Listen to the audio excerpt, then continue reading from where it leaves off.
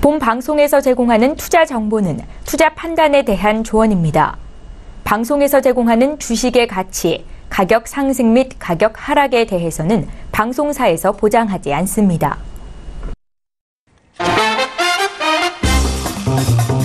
안녕하세요. 톡스타 2부로 금방 돌아왔습니다. 저희 톡스타 2부 목요일인 오늘은요. 두 분의 스타분들 모시고 강의를 함께하는 시간 가져볼 건데요. 여태까지 방송 보시면서 또 궁금했던 내용 아직 풀어가지 못했다 하시는 분들은요. 전화, 문자 그리고 톡스타만 이용해서 연락해보시기 바랄게요. 전화 023153-2611번, 2612번 계속해서 활짝 열려있고요. 문자는 샵 0082번. 그리고 2시간 동안 저희 함께하는 별톡방 알고 계시죠? 카카오톡 오픈 채팅방 검색창에 톡스타 별톡방 6글자 검색하시고 지금 바로 들어오시면요. 2시간 동안 언제든지 소통 가능하다는 점 다시 한번 알려드립니다. 자, 1부에서 퀴즈 내드렸죠? 좀 어려우셨나요? 어떠셨나요? 지금 다시 한번 퀴즈 내드릴 건데요. 힌트도 드릴 거니까요. 귀 쫑긋하시고 들어보시기 바랄게요. 퀴즈 공개합니다. 오늘 퀴즈였죠. 어떤 행위가 의도한 목적을 벗어나 불리한 결과로 되돌아오는 것을 일컫는 말은 무엇일까요? 1번 나비 효과, 2번 부메랑 효과, 3번 연쇄 효과. 정답을 아시는 분들은 지금 바로 샵 0082번으로 문자 보내주시면 되겠고요. 문자를 보내주셔야만이 저희가 추첨을 통해서 선물을 드릴 수 있다는 점 다시 한번 알려드립니다. 자, 힌트 드릴게요. 사랑은 돌아오는 거야. 옛날에 이런 명대사가 있었죠. 이렇게 의도한 목적을 벗어나서 불리한 결과로 되돌아오는 것. 되돌아오는 거. 어떤 게 있을까요? 정답을 아시는 분들 샵 0082번으로 문자 주시기 바라겠습니다. 자, 저희 1부에서 많은 상담 도와드렸습니다. 2부에서도요. 역시나 여러분들 계속 함께 할 건데요. 오늘 2부에서는 어떤 코너가 준비가 되어 있냐면요. 투자하고 관련해서 증권스쿨 코너를 저희가 준비를 해봤습니다. 매주 목요일마다 함께하는 코너죠. 바로 교육 강의 시간인데요. 강의 들으시다가 궁금하신 내용 생기신다면 언제든지 전화, 문자 그리고 별톡방 이용해서 남겨주시기 바랄게요. 자, 그럼 지금 바로 증권스쿨 시작해보도록 할게요. 재테크의 새로운 패러다임 톡스타 오픈. 주식, 해외 선물, 가상화폐까지 모든 투자를 한눈에. 톡스타 이용 방법이 궁금하다면 검색창에 톡스타를 검색, 톡스타 홈페이지에 접속, 회원 가입 후 원하는 스타를 선택하면 준비 끝! 언제 어디서든 원하는 정보를 무료로 상담받으세요. 생활 속의 재테크 톡스타, 지금 바로 접속하세요.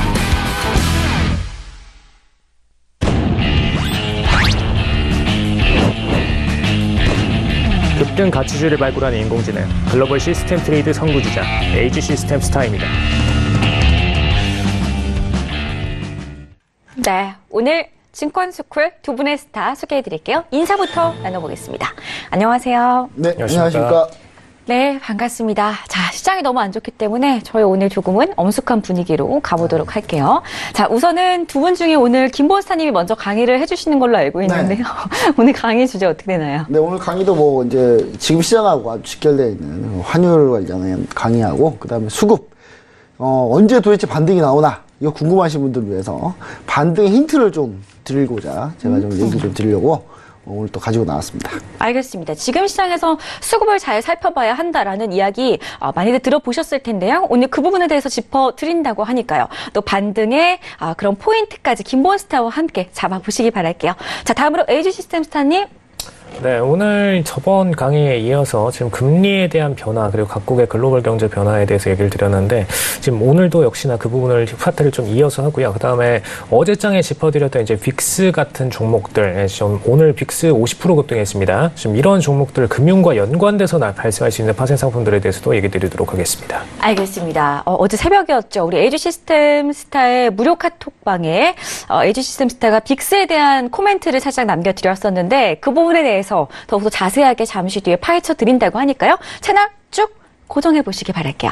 자, 그러면 김본스타의 강의부터 함께 하도록 하겠습니다. 스타님 시작해 주시죠. 네. 일단 시장이 좀 안 좋기 때문에 네. 안 좋은 시장을 이제 좀 잘 헤쳐나가기 위해서 근데 이게 쓰는 게 없네요. 쓰는 게 펜이 없는데 알겠습니다. 일단 뒤에 알겠습니다. 예. 네. 뒤에 있다는데 제가 제가 방송 마치 처음인 것처럼 해봤습니다. 일단, 처음부터 다시 시작하자. 처음부터 시작하자. 그런 주제로 계속 하고 있는데요. 이거 도대체 언제까지 처음만 할 거냐. 이게 제일 중요한 기초이기 때문에 사실 제가 이 강의 드릴 때 제가 얘기 드렸던 게 있죠. 지금까지 단 한 번도 지금까지 투자를 안 하셔도 괜찮다. 그냥 이거 보고 그 뒤부터 그냥 그때부터 투자하셔도 된다. 뭐 저는 이렇게 그때 얘기 드렸지 않습니까? 사실 그런 분들은 최근에 상당히 좀 안 좋은 시장에서 좀 혜택을 좀 보지 않으셨을까 뭐 이런 생각도 해봅니다. 자, 일단은 우리가 이런 장에서 수익을 나자는데 지금 이렇게 됐죠. 이게 옛날 건데요. 이게 지금 어떻게 됐냐면 이렇게 떨어졌어요. 2100선 근처까지 왔습니다. 2100까지는 아직 오진 않았는데 그래서 지금 이런 상황이 지금 오고 있다. 이런 얘기를 좀 드리고 싶고요. 제가 이때 뭐라 그랬습니까? 2008년에 이럴 때 주식 비중을 적게 가져가야 된다. 이런 얘기 계속 얘기 드렸잖아요. 주식 비중을 적게 가져가야 된다. 이런 얘기를 드렸잖아요. 그럼 지금 이렇게 급락하고 있는데 그럼 주식 비중 적게 가져가고 있냐? 라고 물어보신다면 그렇습니다. 저희는 주식 비중 꼴랑 25%밖에 안 갖고 있어요. 지금 25% 정도의 주식 비중을 가지고 있고 나머지 75%가 지금 현금으로 가지고 있습니다. 그래서 지금 저희는 지금 대바겐세일 기간이다. 좀만 기다리자. 이제 곧 살 때가 온다. 라고 얘기를 드렸습니다. 왜냐하면 여기 요런 정도의 장이지 이 정도의 장은 아니다. 저는 이렇게 판단하고 있기 때문에 아직 이 정도의 2008년처럼 급락이 오는 1년 내내 떨어지는 그런 장이 오려면 아직은 좀 멀었다 이렇게 생각하고 있기 때문에요. 아직 우리는 이런 장을 또 대비할 수 있다는 부분 얘기를 좀 드리고 싶고요. 그러려면 어떻게 되겠습니까? 지금 주식에 물려 계시면 안 되겠죠.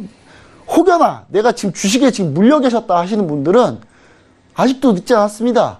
어제 수요일날 어제 저희가 롱맨쇼맨에서 얘기 드렸잖아요.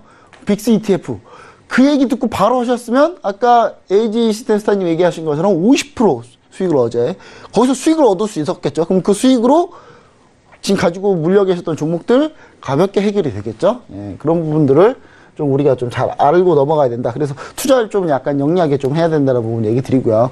오늘 하는 부분은 아직 계속 여기입니다.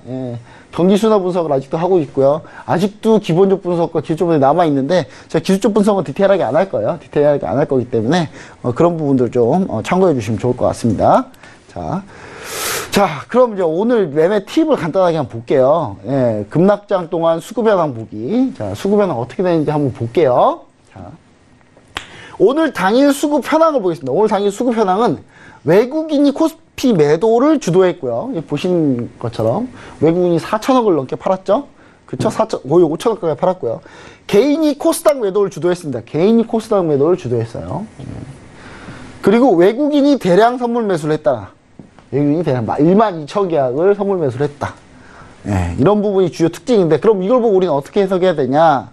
어떻게 해석하냐? 간단합니다. 외국인 코스피 매도했잖아요. 판 거죠. 왜 팔았을까요? 떨어질 것 같으니까. 그렇죠? 그 다음 두 번째 이유는 뭘까요? 우리나라 환율이 급등, 즉 원화가 약세가 되기 때문에 가만히 가지고 있으면 손실이 나니까. 그리고 세 번째 이유가 있습니다. 세 번째 이유. 제가 항상 3하고 5 그리면서 지도 그렸었잖아요.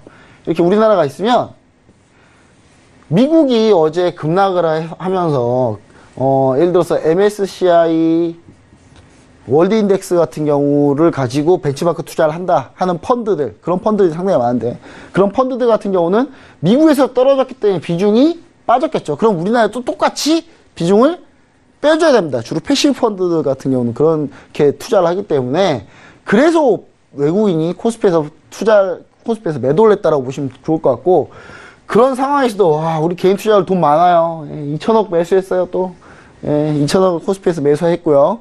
기관이 매수를 했는데 그 기관에서 대부분이 금융투자에서 매수를 했네요. 그렇죠? 그리고 연기금에서 매수를 했고요. 연기금이 매수한 건 좀 이해가 됩니다. 왜냐하면 곧 12월이면 뭐가 있습니까? 배당이 있죠. 배당락이 있죠. 연기금에서 이 배당을 포기하기가 힘들어요. 왜냐하면 배당을 포기하는 순간 수익률 2%, 1%는 그냥 까이기 때문에 그러면 나중에 연말에 펀드 평가받을 때 상당히 안 좋습니다. 그래서 그런 걸 위해서라도 연말에 비중을 좀 채워놔야 돼요. 그래서 어느 정도 이럴 때 쌀 때 좀 사겠다라는 그런 심산인 것 같습니다. 그리고 금융투자는 어차피 단기 트레이딩 기술적 반등을 노리고 있겠죠. 그렇죠? 항상 금융투자가 맞진 않아요. 예. 근데 주로 외국인은 많이 안 틀려요. 거의 승률이 상당히 높기 때문에 지금 매도하고 있다. 근데 이게 글로벌 인덱스에서 빠진 만큼 매도한 부분이 있기 때문에 너무 과도하게 해석하지 말자. 이런 부분이고요. 아니 그러면 지수가 왜 이렇게 급락을 했냐라고 얘기 드리 당연히 외국인이 이렇게 매도를 때리는데 받아주는 주체가 위에서 받는 게 아니라 밑에서 받기 때문에 빠졌겠죠. 그렇죠? 아주 간단한 이치입니다. 예. 너무 어렵게 생각하실 필요가 없어요. 자, 그 다음에 코스닥입니다. 코스닥 같은 경우 개인이 엄청나게 매도를 했습니다. 과연 개인 투자자분들이 과연 손절해야지 하면서 매도를 했을까요? 우리 시청자분들 중에 분명히 이런 분 계세요. 이런 분 분명히 있습니다. 내가 최근에 신용을 했어요. 신용 썼어요. 근데 오늘 급락이에요. 그 다음날 또 급락하면 반대 매매예요. 아, 오늘 팔어. 그냥 에이 울며 겨자 먹기로 팔았다는 거죠. 그렇죠? 이게 좋아서 판 게 아니라는 거죠. 손절해서 그냥 짧은 손절로 파는 게 매도한 게 아니라는 겁니다. 예, 그 부분을 좀 우리가 염두하실 필요가 있다. 그리고 코스닥 같은 경우는 외국인이 매수를 했네요. 포인트가 있습니다. 오늘 금융투자는 어차피 기술적 반등을 노린다고 제가 얘기를 드렸죠. 그래서 좀 과감하게 매수를 했고요. 자, 코스닥 같은 경우는 외국인이 매수를 했는데 이 외국인 중에 대부분 뭐 많은 수량은 아닐 수도 있겠습니다만은 어느 정도 적정 수량은 겉머리 외국인이다 라고 판단하고요. 그 부분 차치하더라도 이 정도의 매수 규모면 어느 정도 좀 코스닥 같은 경우는 많이 밀렸다라고 판단한다라는 부분을 제가 좀 얘기 드리고 싶고요. 마지막 포인트, 선물에서 12,000개, 13,000개 매도네요. 거의 13,000개를 매도했어요. 아, 매수했죠. 예, 매수했습니다. 13,000개 코스피 선물지수, 코스피 200 선물을 13,000개 정도 매수를 했습니다. 근데 이게 무슨 말일까? 그럼 지수 오른다고 외국인들이 덤벼서 이거를 매수했을까요? 그건 아니라는 겁니다. 그동안 이 다음 페이지를 한번 볼게요. 네.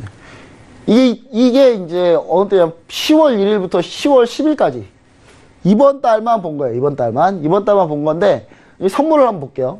32,000개가 매도입니다. 그러니까 오늘 걸 제외하고 본 거예요. 오늘 걸 제외하고 하는데 오늘 13,000개 매수 들어왔으니까 지금 누적은 매도가 2만 개 정도 되겠죠. 그렇죠? 한마디로 지수가 오른다고 배팅을 해서 선물 매수를 한 게 아니라 지금까지 선물 매도한 거 환매수죠. 그렇죠? 환매수가 대부분이라는 거예요. 수익 실현을 했다라는 겁니다. 수익 실현은. 약 3분의 1 정도는 수익 실현을 한 상태다. 3분의 1 정도 수익 실현을 한 상태라고 좀 보시면 좋을 것 같습니다. 그래서 곧 조항과 반등이 그렇게 멀지 않았다라는 부분을 전 얘기 드리고 싶어요. 왜냐하면 여기서 환매수 이상 만약에 좀 의미 있는 뭐 2만 개 매수 나온 적 거의 없습니다. 아예 없다고 보시면 되는데 이 정도 2만 개 정도 나와버렸다 그러면은 사실상 신규 매수도 있다 저는 얘기를 드리고 싶은데 13,000개 정도 어느 정도 신규 매수 있지만 대부분이 아마 환매수일 가능성이 높다. 근데 그래서 바로 그 반등은 아니더라도 머지않은 시기에 반등이 올 가능성이 상당히 높다라고 좀 얘기를 드리고 싶고요. 외국인은 1조 5천억 원 10월 들어서 1조 5천억 원을 코스피 순매도를 했습니다. 예, 코스피 순매도 했죠. 그리고 외국인은 32,000개 선물 순매도를 했고요. 그리고 외국인 옵션 양매수라는 거. 예. 10월 동안에 옵션 양매수 잡고 있었죠. 오늘이 옵션 만기일이었습니다. 예. 양매수 잡고 있었는데, 대박 났겠죠. 그쵸? 옵션 양매수가 수익 구조가 어떻게 됩니까? 이렇게 되죠? 예. 좌든 우든, 즉, 플러스든 마이너스든 크게만 움직이면 수익이 크게 납니다. 무제한으로 수익이 나요. 예, 그래서 그 부분을 우리가 좀 생각을 해보면 외국인은 양매수 잡고 잘 수익을 내고 있었다. 이런 누적 포지션을 상당히 우리가 좀 봐줘야 된다는 부분을 제가 얘기 드리고 싶어요. 그러니까 당일만 보는 게 아니라 이렇게 누적도 많이 보셔야 된다는 거 얘기 드리고 싶습니다. 자, 오늘 원달러 환율이 급등을 했죠. 예, 급등을 했습니다. 급등을 했기 때문에 보시면 아시겠지만 지금 원달러 환율이 쭉 올라가니까 지수가 쭉 빠지죠. 결론은 외국인은 MSCI 지수의 만큼 패시브 펀드들처럼 매도를 하는 것도 있지만 환율 때문에 답이 없기 때문에 가만히 놔두면 손실이 나기 때문에 그 부분 때문에 매도한 부분이 있다. 그럼 가만 놔두면 손실이 난다는 게 도대체 무슨 말이냐를 좀 자세하게 얘기 드리고 싶습니다. 지난번에 얘기 드렸는데 다시 한번 얘기 드릴게요. 환율은 각 통화의 교환 비율인데 환율이 상승하면 원화가 절하되고 원달러 상승. 이거 지난번에 얘기 드렸죠. 환율이 하락하면 원화가 절상하고 원달러가 하락한다. 이걸 한번 예시를 통해서 한번 보자고요. 네, 이것도 예시를 한번 통해서 한번 볼게요. 자, 예시입니다. 자, 환율이 상승. 그냥 간단해요. 달러원이 오르면, 원래 달러원이라고 해야 정확하니까. 달러원이 오르면 원화가 약세인 겁니다. 그쵸? 예, 왜냐면 1달러에 1,000원일 때하고 1달러에 1,100원일 때 보면은, 환율은 올랐는데 우리나라 원화는 약세인 거죠. 자, 예를 들어 볼게요. A기업이 제품 B를 한 개에 10달러로 외국에 수출을 해요. 근데 한 개, 일단 1달러당 1,000원일 때 수출을 하게 되면 어떻게 됩니까? A기업은 총 10,000원의 매출을 벌겠죠. 한 개 팔 때마다.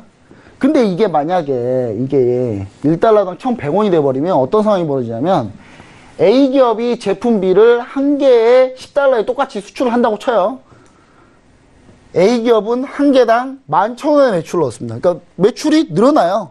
근데 대부분의 기업들이 어떻게 한다고 그랬어요? 제가 지난 시간에 매출을 늘리는 게 아니라 가격을 다운시켜가지고 시장 점유율을 높인다 그랬죠. 그럼 가격 경쟁력이 올라간다는 얘기예요. 그쵸? 그럼 이렇게 되면 수출이 더 잘 되겠죠. 환율이 상승할 때, 원화 약세일 때. 그쵸? 그러니까 지금 이렇게 원달러 환율이 이렇게 아까처럼 오르고 있을 때, 이렇게 오르고 있을 때, 우리는 넉넉히 있으면 안 된다는 거예요. 뭐가 좋겠습니까? 수출주가 좋겠다라고 생각을 하셔야 되는 거죠. 그쵸? 예. 지금은 안 좋지만, 지금은 밀리고 있지만, 수출주 위주로 반등이 충분한 힌트를 주고 있다라고 지금 얘기를 좀 드리고 있는 거예요. 자, 즉 무슨 얘기냐? 원달러 환율이 이렇게 높을 때는 수출에 유리하다는 겁니다.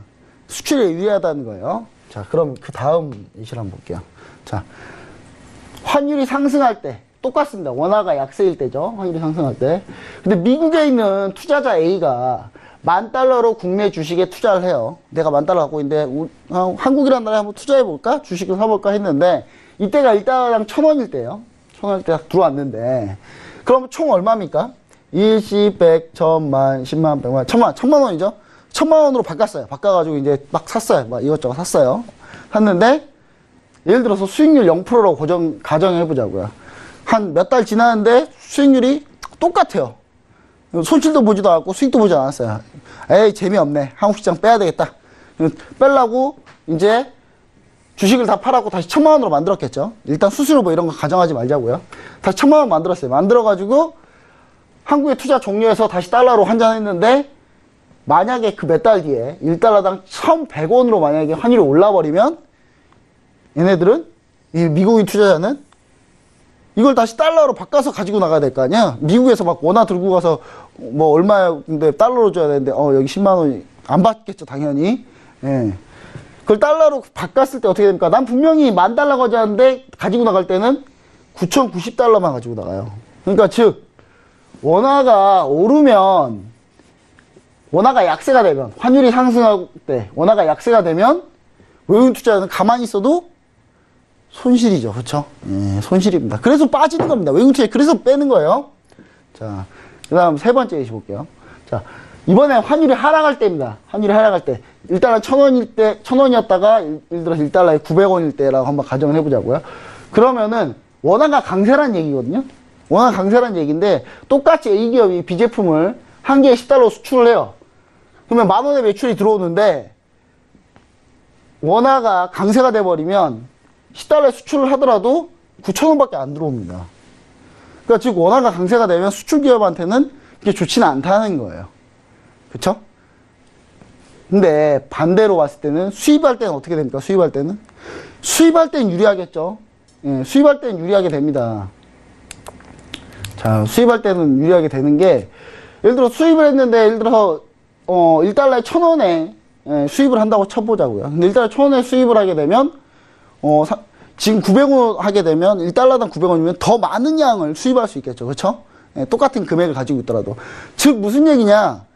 수출할 때는 환율이 오르는 게 유리하고요. 그럼 수입업자들한테 안 좋아요. 대신 환율이 원화가 강세가 되면 수입업자한테 좋지만 수출업자한테는 안 좋습니다. 그러면 이 얘기를 우리가 좀 들어봤을 때 우리가 잘 생각해 보자고요. 삼성전자가 이번 10월 초에 지난주에 실적 발표, 잠정 실적 발표했는데 사상 최대치를 찍었죠. 그때 여러분들 대단히 많은 댓글들이 달렸어요. 막 그런 뉴스에다가 뭐라 달아놨냐. 삼성전자 이렇게 열심히 돈 버는데 대기업 괴롭히지 말아라. 제가 지난주에 그랬죠. 그런 얘기 하지 말자고. 왜냐? 환율이 이렇게 오르면 원화가 약세가 되면 삼성전자 돈 많이 벌어요. 근데 그 말은 무슨 얘기냐? 우리 일반 개인 중에 수출기업에 근무하신 분들이 과연 얼마나 될까요? 네, 많지 않습니다. 대부분의 자영업자, 대부분의 일하시는 분들 다 수입만 하고 살아요. 유가 쓰는 거 우리가 어디서 가지고 오거나 어디서 막 해가지고 제가 자동차에 휘발유 넣고 그런 거 아니잖아요. 네, 다 수입해가지고 쓰는 거예요. 우리가 일반 국민들 한 명 한 명이 돈을 조금씩 더 내가지고 그 대기업이 돈을 많이 번 거예요. 그래서 대기업의 사회적 환원은 당연한 의무입니다. 예, 왜냐? 전 국민 희생을 해서 먹여 살려 줬으니까. 그러니까 그 기업은 당연히 많이 투자를 해야 되죠. 그 나라에. 예, 뭐 삼성전자 요즘에 투자하려 많이 노력하고 있으니까 꼭 삼성전자 투자 안 했다 이런 얘기는 아니에요. 예, 투자 많이 하려고 노력을 하고 있습니다. 요즘에. 네. 그리고 그런 기업이 많아졌으면 좋겠어요. 일단. 예, 그래서 결국은 내수를 위한 거라면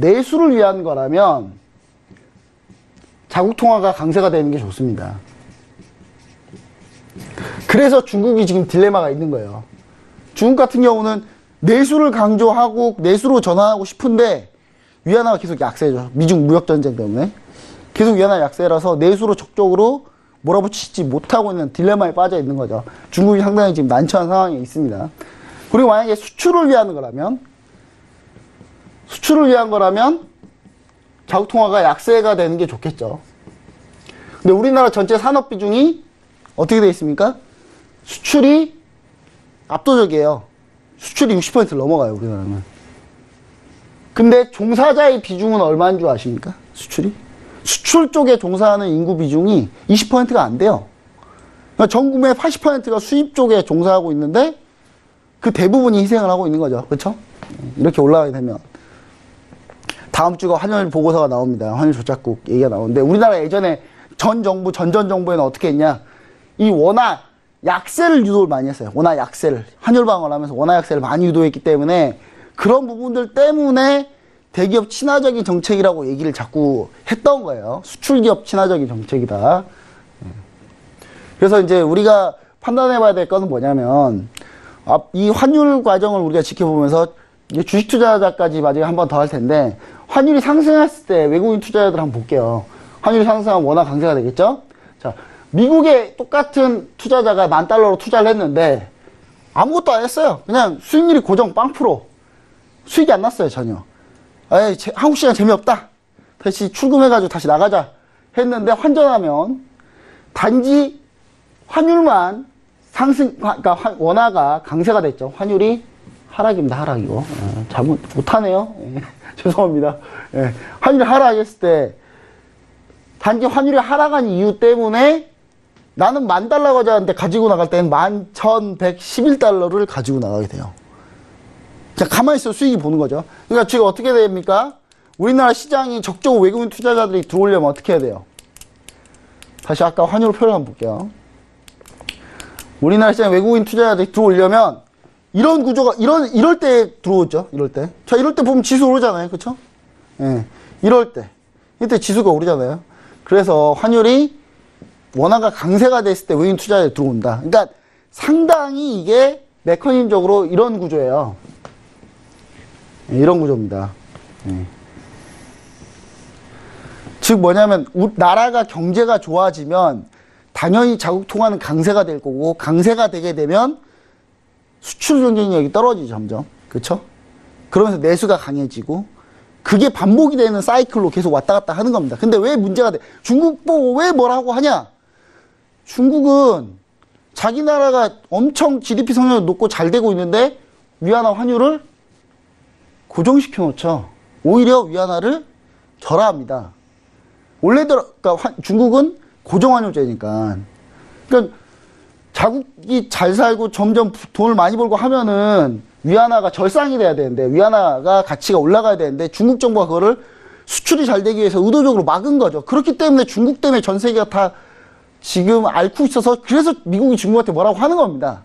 사실 근거 없는 얘기는 아니에요. 물론 트럼프가 좀 과도하게 하고 있긴 하지만 그래서 그 부분이 문제인 거고 예를 들면 그리스를 볼게요.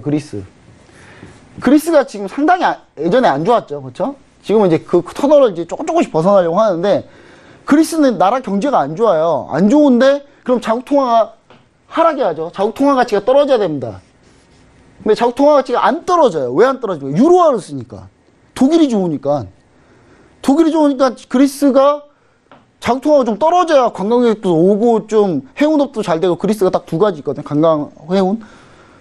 둘 다 안 되는 거예요. 유로화 쓰기 때문에. 오히려 독일은 어떻습니까? 독일은 자국이 엄청 이익을 내고 돈을 많이 버는데 유로화를 쓰기 때문에 그리스 같은 나라들이 발목을 살짝 잡아주면서 자국 통화가 강세가 덜 되는 거예요. 유로화 통화가 강세가 덜 되고 있는 거죠.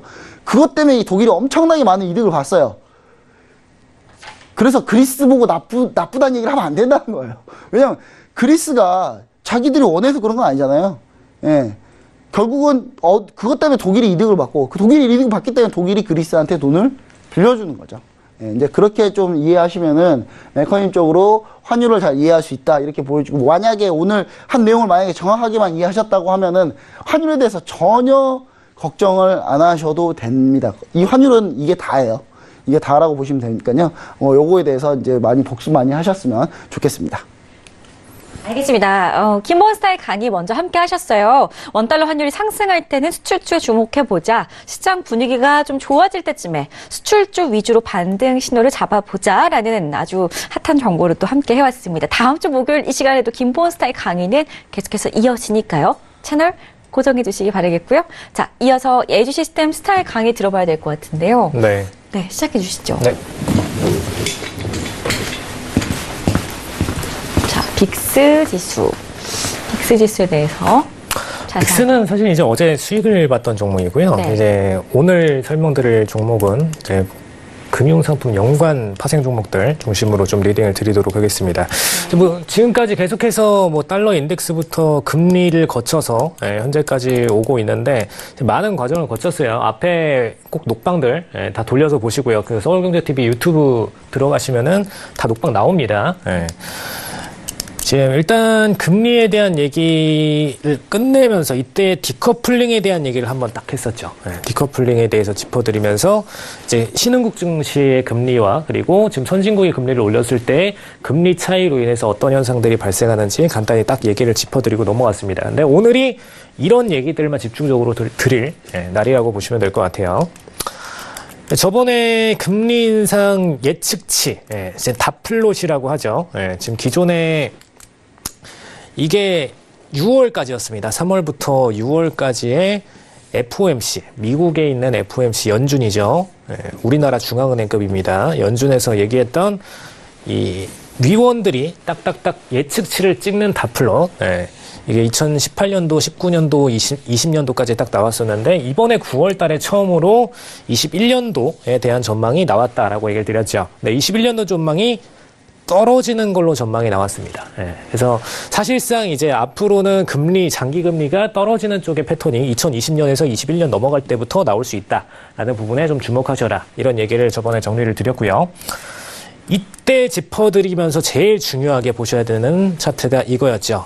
지금 10년물이랑 2년물 사이에 장단기 국채금리 차이, 장단기 국채금리 차이에서 기존 패턴입니다. 이건 최근에 이론이 변하고 있기 때문에 기존의 2008년까지의 적용치를 보여드리는 거예요. 지금 2008년, 그 다음에 이게 2000년도 딱 넘어갈 때, 그때 닷컴 버블 발생할 때죠. 그리고 이때가 이제 ERN 기준으로 파운드부터 쇼크 쫙 올 때, 이때 4년속으로 딱 10년물, 2년물 국채금리 차이가 제로 영역에 진입을 할 때, 한마디로 장기 전망과 단기 전망의 금리 차이가 데드크로스를 보일 때입니다. 그때 기준으로 시장이 악화장으로 들어갔다라는 거. 이거는 참고하시면 되겠고요. 이건 기본적으로 FOMC에서 본인들의 경제 성장 전망에 대한 부분으로 정확하게 금리를 매기기 때문에 발생하는 어떻게 보면 당연한 메커니즘 현상입니다. 그래서 FOMC가 상당히 정확한 예측률을 보여주고 있는 거예요, 그래도. 근데 이번에 또다시 제로 영역대로 들어서고 있는데 이 때문에 리스크가 올라가는 건 맞다라는 부분 참고하시면 되겠고요. 다만 저는 이 10년물, 2년물 국채금리 차이에 딜레마가 요즘 발생을 하고 있어요. 어떤 딜레마냐? 기존의 2008년 모델, 2000년도 모델, 이때 모델들은 딱딱딱딱 맞아 떨어졌는데 지금 이번에 상당히 국채금리 차이가 제로 영역대로 들어가고 있는데 미국 내부에서 아무리 캐보려고 해도 본인들이 어디서 망할지 지금 잘 모르겠는 거예요. 정확히 얘기하면. 근데 저는 여기서 전망드리고자 하는 게 사실 미국보다는 지금 중국발로 일어날 가능성이 크다라는 부분을 좀 짚어드리면서 이번 금리 인상건으로 인해서 다른 국가들이 어떻게 금리 인상 체제를 취하고 있는지 부분을 짚어드리고 있었습니다. 저번에 이제 중국 금리에 대해서 얘기를 드렸죠. 중국 금리 2008년에 미국 금리가 폭락한 이후로 계속해서 이 친구들은 4.3%, 정확히 4.35입니다. 35%의 수치를 유지하면서 미국에 있던 자금들을 어마어마하게 다 빨아들였어요. 정확히 얘기하면은 순수 미국 자금보다는 유럽 측 자금이나 중국에서 미국 측에 넘겼던 그 자금들을 다 회수를 쫙 시킴으로써 자산운용 규모를 폭증을 시켰습니다. 금리가 높으니까요. 그죠? 그래 높음으로써 중국 금리를 통해서 중국이 어마어마하게 자금을 빨아들였다는 거. 그 다음에 홍콩. 그죠? JP모건이랑 대부분의 미국 금융 대기업들이 가 있는 홍콩. 홍콩에는 HSBC도 있기 때문에 연극자금 빨아들이기도 좋습니다. 이 친구들이 미국 금리 인상을 이번에 쫓아갔어요. 금리가 굉장히 낮았습니다. 기존에 지금 제로 영역대에 들어갈 때 지금 이 친구들은 0.5% 기준금리 만들어 놓은 상태였는데 미국보다 딱 0.25%씩 높게 유지를 계속시키고 있어요. 한마디로 미국에 들어가지 말고 우리 쪽으로 들어와라. 우리 쪽에도 JP모건이랑 지금 대부분의 미국 쪽에 있는 금융사들은 우리한테 다 있다. 영국한테 있는 금융사들도 다 있고 다 있으니까 미국으로 자금 넣지 말고 홍콩으로 넣어라. 라는 관점에서 딱 0.25%씩 높은 금리를 계속해서 유지해주고 있고 이번에 금리 인상 9월 25일 날, 25일, 26일 그 다음에 우리나라 시간으로 27일 날 새벽 4시에 나왔죠. 그래서 금리 인상 들어오고 나서는 똑같이 홍콩이 바로 다음 날장으로 금리 인상 똑같이 시켰습니다. 2.5%로 한 단계 높게 그렇게 해서 본인의 금리를 계속해서 유지해 나가면서 자금을 중국이 놓치지 않으려고 하고 있다라는 부분 여기까지 짚어드렸고요. 이제 오늘부터는 영국 금리부터 좀 파헤쳐서 가도록 하겠습니다. 영국 일단 HSBC 같은 친구들도 다 지금 홍콩 쪽으로 넘어가기 때문에 영국 자금은 지금 브렉시트가 일어나게 되면은 EU로 나가게 돼 있고 미국으로 나가게 돼 있고 홍콩으로 나가게 돼 있습니다. 지금 3중으로 다 빠져나가게 생겼어요. 오른쪽으로는 EU. 그다음에 저쪽으로는 바다 건너서 지금 홍콩. 그다음에 지금 이번에 골드만삭스가 미국의 골드만삭스 아시죠? 대표적인 저는 금융 해킹 기업이라고 좀 얘기를 드리고 싶습니다. 금융권의 법안을 정확하게 딱 꿰뚫어가지고 거기에 빈틈만 골라내서 돈을 뽑아내는 기업. 골드만삭스 측에서 지금 영국이 금리가 지금 현재 지금 0.75%밖에 안 되니까 8월 인상 기준으로 0.75%입니다. 그럼 본인들이 이제 퍼센트상으로 약 1.5% 정도 높죠. 그래서 이걸 기준으로 은행 금융계좌를 인터넷 뱅킹으로 만들 수 있게 인터넷으로 개설할 수 있게 영국에다가 영업 지원을 넣었어요 이번에. 그래서 영국 자금들이 브렉시트를 맞아서 EU로 빠져나가고 이제 영국에다 놓는 거 위험하지 않을까. 지금 파운드와 막 폭락했다가 다시 좀 오르는 것 같다가 또 다시 속이면서 또 폭락했다가 이게 반복을 해주니까 지금 영국에다 두면 안 될 것 같다. 이런 자금들을 다시 어딘가로 내뱉어야 되는데 지금 이 자금들을 EU로 내뱉기에는 EU도 조금 불안정하죠. 이탈리아 이슈 있으니까 왠지 EU도 또 추가적으로 이탈리아가 이탈되거나 다른 움직임을 보여주면 불안할 것 같고 동시에 금리도 낮습니다. 실질 금리는 예금 상품 넣으면 마이너스예요. 그래서 EU에 넣을 수가 없어요. EU는 일단 제끼고 그 다음에 골드만삭스에서 영업 들어왔고 그리고 우리는 홍콩으로 뺄 수가 있고 그래서 이 양측으로 자금이 빠질 수밖에 없는 상황이다 라고 보시면 되겠고요. 이것 때문에 영국이 공격적으로 계속해서 금리를 일부러 본인들은 파운드 가치가 폭락하는데도 금리를 애써서 올리려고 했죠. 여기서 살짝 괴리감이 발생을 했습니다. 본인들의 통화 가치가 하락하는 이유는 일단 경제 하락이 예견이 돼 있기 때문에 통화 가치가 하락하는 건데 그것 때문에 울며 겨자 먹기로 일단 돈 빠져나가는 돈 잡기 위해서 일부러 금리 인상을 진행을 했어요.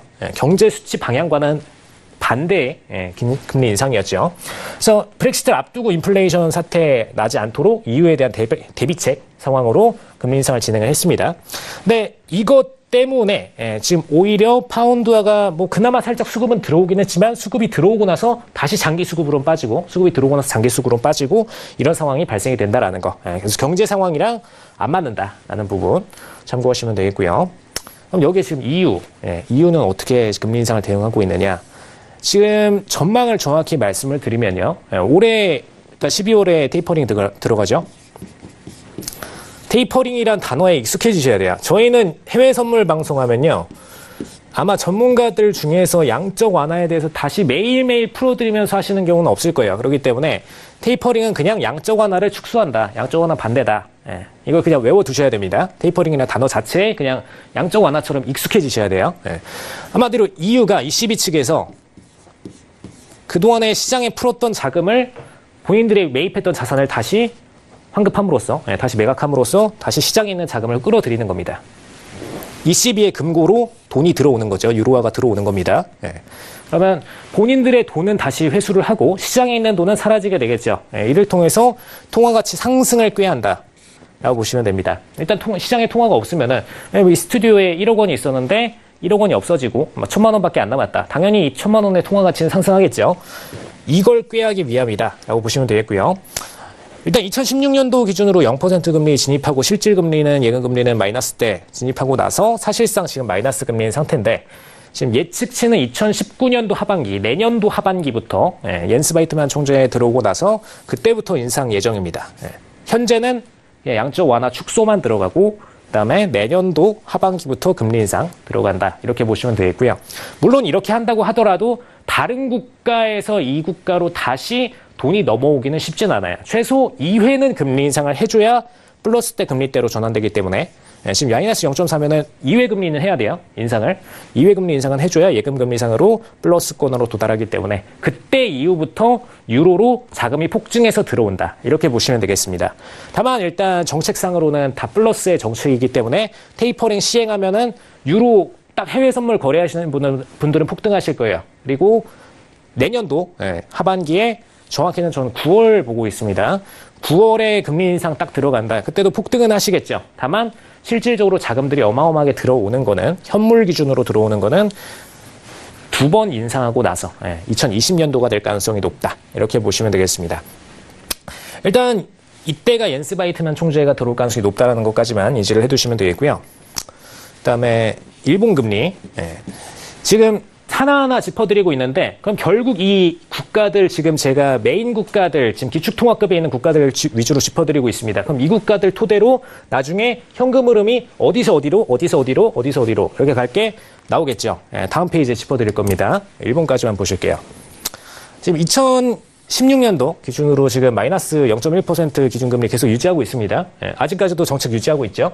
이번에도 좀 인상으로 좀 돌아서지 않을까 했는데 아직까지도 안 돌아섰었습니다. 근데 일단 2019년도 하반기 금리 인상 예정 들어가고 있고요. 그다음에 7월 금융정책회의에서 기준금리 동결하기로 하고 장기금리 상승은 일정 부분 용인 이렇게 얘기를 했는데 이거는 간단히 얘기 드리면은 미국과는 반대의 상황인 겁니다. 장기국 채금리가 오히려 상승 쪽으로 터닝함으로써 경제 상승 쪽으로 슬슬 올라가는 흐름이다. 그래서 미국이랑 반대의 흐름으로 보시면 돼요. 그래서 디커플링이 날 수밖에 없습니다. 그럼 이렇게 요약을 드렸는데 미국부터 홍콩은 이제 중국권이니까 같이 껴드렸고요. 이렇게 쭉 한번 보실게요.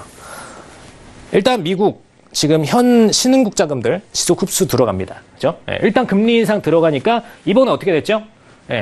달러 인덱스 계속 폭증 들어갔었죠. 계속 폭증 들어가면서 자금을 흡수해 왔습니다. 근데 어제장에 폭락이 쫙 나와줬어요. 그죠? 어제장에 증시에서 폭락이 쫙 나와줬기 때문에 이 자금들은 달러 인덱스를 털고 나갈 겁니다.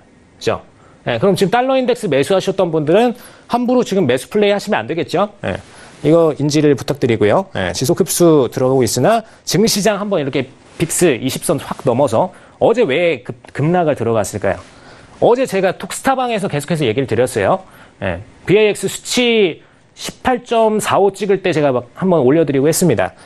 원래 빅스가 20선 넘을 때 시스템 트레이드, 제가 시스템이니까요. 시스템 트레이드 기준으로 설명드릴게요. 20선 넘을 때 한번 리스크 관리차 매도 물량들 급증 폭증이 발생합니다. 어제 20선 넘었어요. 24선까지 갔습니다, 오늘. 당연히 매도 물량 빠르게 속출할 수밖에 없죠. 30선 넘어가면은 2월처럼 폭락합니다. 2월 달에 30선 찍고 나서 폭락했죠? 2월처럼 폭락을 합니다. 이게 시스템 트레이드 안에 들어가 있는 그냥 로직이에요. 이건 어쩔 수가 없습니다. 그냥 이거는 도달을 하면은 시스템 트레이드들이 청산 물량을 던지게 돼 있어요. 그렇기 때문에 기본적으로 인지를 하시면 되겠고요. 이거를 갖고선 청산 물량 들어가면은 돈이 빠져나가서 달러 인덱스 털고 나간다라는 거 참고하시면 되겠고, 그다음에 영국, 미국이랑 홍콩으로 집중 유출 들어갑니다. 사실 저는 영국 투자하시는 거를 제일 반대를 해드려요. 파운드화 투자하시는 거. 파운드화 차라리 숏 플레이 올라오면 한 번씩 그때 들어가시는 게 제일 좋고요. 올라올 때마다 차익 실현 물량들 나와주고 그다음에 미국이랑 홍콩으로 빠져나갑니다. 돈. 금리도 미국이랑 홍콩이 훨씬 좋고요. 그다음에 통화 안정성도 미국이 훨씬 낮기 때문에 이쪽으로 빠져나갈 수밖에 없죠. 그래서 영국은 지금 최약체 상황이고요. 그다음에 이 자금들이 추가적으로 EU 국민들은 일단 EU에 원래 살다가 영국에 잠깐 사는 분들이 많기 때문에 영국 지금 브렉시트 나면은 내년도 지금 3월 30일부터 본격적으로 일단 영국이랑은 불립니다. 영국이랑 EU랑 불리기 때문에 이때부터 다 넘어가실 거예요. 이분들. 그럼 당연히 EU 쪽으로 넘어가면서 일단 유로화 현물로 사가지고 파운드화는 팔고 그러고 넘어가시겠죠. 그렇기 때문에 이때 기준으로 빠르게 파운드화는 급감 나올 수밖에 없다라는 거 인지를 하시면 되겠습니다. 그다음에 지금 EU 브렉시트로 인해서 자금 일부가 좀 유입이 됐어요. 일부가 좀 유입이 됐습니다.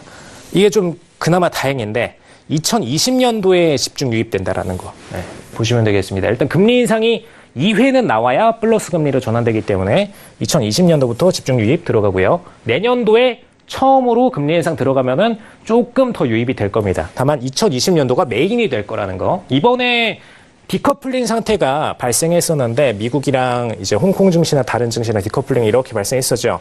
이게 나올 수 있었던 이유가 미국이 인플레이션 금리를 넘었기 때문에 이 디커플링이 발생하실 수가 있었어요. 인플레이션을 넘는 수익률이다라고 해서 쫓아 들어갔죠. 그래서 미국 증시는 폭증을 할 수가 있었고 다른 증시에서는 다 매도를 때리고선 이쪽으로 넘어갔죠. 그렇기 때문에 똑같이 여기는 플러스 금리로 전환해주면은 이 인플레이션 금리를 넘는 거의 전 단계입니다. 일단 플러스 금리 전환해주면은 그래도 일단 예금에다 넣는 게 낫다라고 해서 들어오는 자금들이 많이 생기죠. 그래서 그때 기준으로 폭증을 한다라고 보시면 되겠습니다. 그 다음에 홍콩. 홍콩 쪽은 지금 미국 따라서 계속해서 올리고 있기 때문에 그렇게 밀릴 일은 없어요. 영국 자금도 집중 유입될 거고요. 홍콩이 자금상으로는 제일 좋습니다. 증시상으로는 안 좋아요. 증시는 일단 중국이랑 미국 전쟁에서 무조건 중국은 패하게 돼 있기 때문에 제가 홍콩 항생 매도치라는 말씀 한 달 전부터 9월 정확히는 이제 9월 19일 날 드렸습니다. 9월 19일부터 계속해서 항생 매도 치셔라라는 얘기를 드려왔죠. 그래서 항생 어제장에 같이 보셨을 거예요. 같이 지금 나스닥 폭락하면서 동시에 동반 폭락 어마어마하게 했습니다. 그죠? VIX 때문에 미국에서 터는 물량이 이제는 디커플링 상태를 벗어나서 그냥 홍콩 자체도 같이 떨어집니다. 그죠? 그래서 지금 증시 상태에서는 안 좋기 때문에 홍콩에 대한 홍콩 달러만 유입이 있을 거고 실질적인 증시 유입은 아직 좀 이르다라는 거 참고하시면 되겠습니다. 그다음에 일본은 당분간 외화 유입 없을 거고요. 마이너스 금리 투자하러 가는 분들 없겠죠. 그냥 증시 투자하러 가시는 분들은 있어도 마이너스 금리 투자하러 가시는 분들은 없습니다. 그다음에 마지막 신흥국. 우리는 안타깝지만 아직 신흥국이에요. 신흥국에 포함됩니다. 일단 미국으로 지속적인 자금 유출에 따른 금리 인상 진행 들어가기 때문에 추가 금융위기 꼭 발생 가능. 근데 이게 제가 PPT를 저저번 주가 아니죠. 이거 강의 드리는 자료였으니까 벌써 한 3주 전 정도에 만들어 드렸었는데 이미 벌써 지금 IMF 추가적으로 들어가는 국가들 발생하고 있죠. 이번에 지금 어제자로 파키스탄 들어갔고요. IMF랑 협의 들어갔습니다. 벌써. 기존에 뭐 아르헨티나 IMF 들어간 건 아실 거고 지금 신흥국들 다 하나하나씩 IMF 조치로 들어가지고 있어요. 그렇기 때문에 사실상 신흥국 증시가 제일 안 좋고 신흥국 통화도 제일 안 좋습니다. 그래서 이 해당 통화를 갖고 계신 분들, 해당 증시 부동산 갖고 계신 분들은 당분간 좀 차익 실현하시고 그냥 메인장 미국이나 홍콩은 좀 부동산 비싸니까 증시 쪽으로 해서 넘어가시면 좋을 것 같아요. 그러면 지금까지 내용들 글로벌 자금 이동을까지를 봤는데 그럼 이걸 기준으로 해서 이제 해외 선물에서 좀 거래할 수 있는 상품들을 봐야겠죠. 실질적으로 저희가 트레이딩이랑 이어져야 되니까요. 금리 인상 시점에서의 골드 차트입니다. 골드 제가 제일 좀 많이 짚어드리는 금리 인상 시점의 메인 종목인데 골드랑 예금 상품이랑은 제일 연관성이 높아요. 네. 이 연관성을 꼭 아셔야 돼요. 네. 골드랑 예금 상품에 직접적인 연관성이 있습니다. 일단 둘 다 상품군이 엮이는 게 있죠. 큰 그라운드에서 안전자산으로 엮입니다. 네. 그래서 골드 안전자산이라는 거는 다 한 번씩 들어보셨을 거예요. 신문에서 한 번이라도 못 들어보신 분들은 신문 꼭 한번 보셔야 돼요. 네, 이거는 못 들어볼 수가 없습니다. 골드는 일단 안전자산 상품인데 예금 상품도 안전자산에 포함이 되죠. 그렇죠? 네, 그래서 사실 골드 투자하시는 분들의 성향은 예금으로 갈까 골드를 투자할까, 네, 아니면은 뭐 부동산까지도 이어지는데 부동산에 투자할까 뭐 이런 식으로 이어집니다. 근데 뭐 부동산 제외하고 증시 기준 연관 상품에서는 골드랑 예금 상품 둘 중 하나에서 고민하시게 되죠. 근데 이때 예금 금리가 올라가면 어떻게 되겠죠? 예금 금리가 올라가면은 당연히 골드를 보유하시던 분들이 만약에 골드 가격이 막 폭등을 하고 있다. 계속 올라가고 있다. 그러면은 골드를 보유하시겠지만 최근 전 아시잖아요. 예. 골드 계속해서 하락세만 타고 중간에 잠깐 횡보하다가 하락세 타고 이걸 반복해주고 있습니다. 그러다 보니까 골드 트레이딩 하시던 분들은 이제 골드 갖고 있는 게 손해다 오히려. 그래서 예금 상품 금리가 올라갈 때마다 예금으로 어마어마하게 넘어가시게 되죠. 예. 그래서 이런 트레이딩이 계속해서 예금 금리가 올라갈 때마다 골드로 넘어가는 플레이가 나온다라는 거. 예, 이 부분을 집중하시면 되겠고요. 그럼 일대 금리 인상, 미국 첫 금리 인상 때입니다. 여기 제가 그어드린 이 라인이 금리 인상 당일이에요. 예. 그 전에 계속해서 골드가 매도가 나왔죠. 예. 일단 다 판 겁니다. 팔고 예금으로 일단 계좌를 개설을 한 거예요. 개설하고 그쪽으로 자금을 넘긴 겁니다. 예. 계속해서 매도 물량 나왔다가 그 다음에 금리 인상 딱 들어가고 나니까 이제 제로금리 벗어나니까 예. 바로 폭등으로 넘어갔습니다. 예. 쇼커버링 나온 거죠. 매도 물량에 대해서 매도 물량 쳤던 거에 대해서 청산 물량들 쫙 나와준 거고요. 그 다음에 다시 이때 이후로는 브렉시트 건 때문에 예. 다시 골드가 상승을 보여줬습니다. 그 다음에 마찬가지로 예. 딱 1년 뒤 2016년에 두 번째 금리 인상이 이루어졌었죠. 미국에서. 예. 똑같습니다. 이때. 예. 전에 계속해서 매도치다가 당일날 바로 딱 청산 들어가요. 예, 당일날 청산 들어가고 그 다음부터 계속해서 청산 물량들 이어지고 그 다음에는 매수 수급으로 이어집니다. 예. 그렇죠? 예. 이렇게 되면서 차트가 만들어진다라는 거 기본적인 개념 예, 이해를 반드시 부탁드리고요. 다만 요즘의 패턴은 다릅니다. 금리 인상 당일까지 이렇게 떨어져 주지 않고요. 파월 의장 같은 경우 예, 이때는 옐런 의장 시점입니다. 이때는 옐런 의장 시대예요. 예. 지금은 파월 의장으로 바뀌었죠. 예, 파월 의장은 3개월 전부터 미리 고지를 합니다. 이때 이 시점에서 금리 인상 딱 들어가자마자 당일에 발언을 해요. 다음번 금리 인상은 갈 겁니다. 예, 발언합니다. 그럼 바로 이 길장부터 떨어지는 패턴이 나오기 스타트를 했죠. 예, 왜냐? 3개월 뒤에 바로 인상하고 바로 인상하고 바로 인상하고 이걸 반복하고 있기 때문에 이때는 1년 만에 한 번씩 인상을 들어갔던 때고요. 예, 지금은 3개월 만에 한 번씩 공격적으로 들어간 때이기 때문에 패턴이 다르다라는 거 예, 반드시 인지 부탁드리겠습니다. 그래서 지금은 2018년도에는 인상 딱 들어가고 나서 당일에 바로 다음번에 인상할 겁니다. 들어가니까 바로 매도 때리죠. 그죠? 예. 이 차이를 좀 인지하셔야 되고요. 그다음에 달러 인덱스는 최근 장에 예, 지금 반등세로 올라가고 있는데 이건 트럼프 정책에 의한 거니까요. 예, 96.5 라인에 저항선이 있다는 것만 짚고 넘어가시면 되는데 지금 금리 인상이 들어감에 따라서 달러 인덱스가 올라갈 거라고 생각하시는 분들이 계시는데 절대 아닙니다. 예, 달러 인덱스는 그냥 트럼프 정책에 맞춰서만 움직이고 있기 때문에 달러 인덱스 기준의 트레이딩을 금리랑 연관지어서 생각하시면 안 돼요. 예, 물론 금리 인상이 들어갈 때마다 예, 처음에 인플레이션 금리를 넘었을 때 공격적으로 들어왔죠. 그리고 한 번 더 들어올 때가 있습니다. 지금 아까 중국 금리가 4.35%라 그랬죠. 예. 이거랑 지금 1.0% 그리고 1.5% 구간에 진입할 때 예, 지금 현재가 2.5%까지 이제 올라오게 됐는데 2.5% 구간에 진입을 할 때 한번 예, 그리고 다음번 금리 인상 진행을 해서 지금 3% 금리에 들어갈 때 추가적으로 한 번 더 예, 이때 달러 인덱스 매수 수급이 공격적으로 발생하실 수 있다는 거 예, 반드시 인지를 부탁드리겠습니다. 지금 상품들이 더 남았는데 지금 시간이 없어가지고 너무 아쉽네요. 예, 지금 다음 주 강의에 이어서 예, 해당 상품들 얘기를 드리도록 하겠습니다. 네, H시스템스타의 강의도 여기서 마치도록 할게요. 시간 관계상 두 분 우선 여기서 보내드려야 되는데요. 혹시라도 방송 보시면서 다음 주 목요일까지 기다리기 너무 힘들다 하시는 분들은요. 오프라인으로 무료 강좌가 연결이 돼 있다고 해요. 따로 또 교육장이 준비가 되어 있다고 하니까요. 그와 관련된 궁금증은 1577-7451번 혹은 1644-0147번으로 문의 주시기 바라겠습니다. 자, 두 분 여기서 먼저 보내드릴게요. 고맙습니다.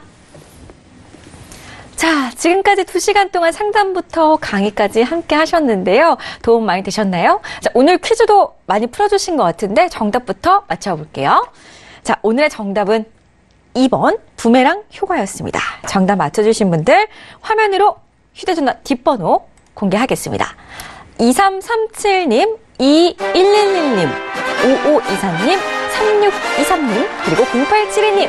이렇게 5분 당첨되셨어요. 진심으로 축하드리고요. 내일 톡스타 고객센터에서 전화 드린다고 하니까요. 모르는 번호여도 전화를 꼭 받으셔야만이 선물 받아가실 수 있다는 거 기억하시기 바랄게요. 자, 저희 방송 여기서 마칩니다. 저희 방송에서 제공해드리는 정보는 전문가들의 조언일 뿐 해당 주식의 가치와 수익률은 보장하지 않는다는 점 다시 한번 고지해드릴게요. 자, 이 시간에 궁금증 해결하지 못하신 분들은 포털사이트 검색창에 톡스타 검색하시고 홈페이지 들어가셔서 원하시는 스타분의 톡방에서 계속해서 실시간으로 궁금하신 사항들 풀어가시기 바랄게요. 저희는 내일 밤 8시에 다시 찾아뵙겠습니다. 고맙습니다.